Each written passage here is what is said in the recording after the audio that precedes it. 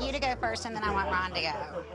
Meet the Smart Capitalists for American Prosperity, a group of wealthy business leaders that's been lobbying Congress and President Obama to increase the federal minimum wage.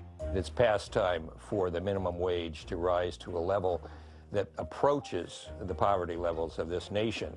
The group is made up of well-known industry moguls from both sides of the aisle. They are absolutely members of the 1%, and they employ people, they invest in companies.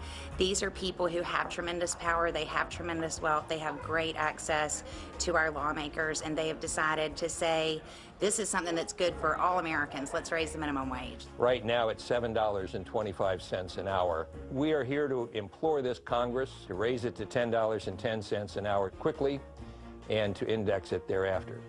And although at first glance it might look like a charity mission, it's anything but that. So one of our smart capitalists, Ben of Ben & Jerry's fame, said to me, you know, he said, Erica, there's only so much chunky monkey one rich guy can eat.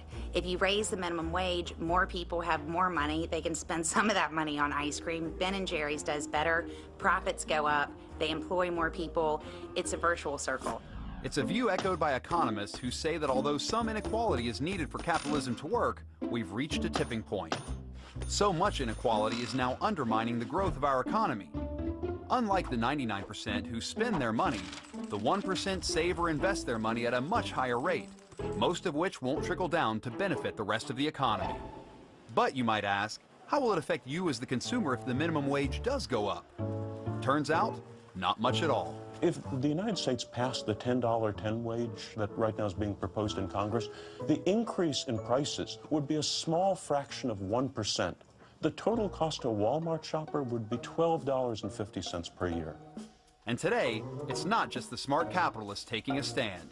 Ladies and gentlemen, the President of the United States. Now, it was 1 year ago today that I first asked Congress to raise the federal minimum wage. So over the past year, the failure of Congress to act was the equivalent of a $200 pay cut for these folks. For a typical minimum wage worker, that's a month worth of groceries.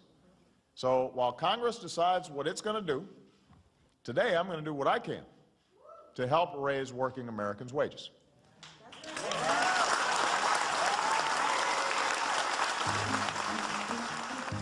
President Obama is signing an executive order that will raise the minimum wage for federal contractors to $10.10 an hour.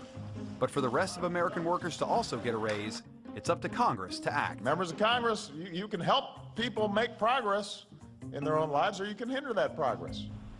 The country is watching, and this is a first step. People will see what happens today, and they'll think, I can call my congressman, I can call my senator, and then all of a sudden we've got a bunch of consumers with a bunch more money to spend, businesses succeeding, more people getting hired. America's back on track again.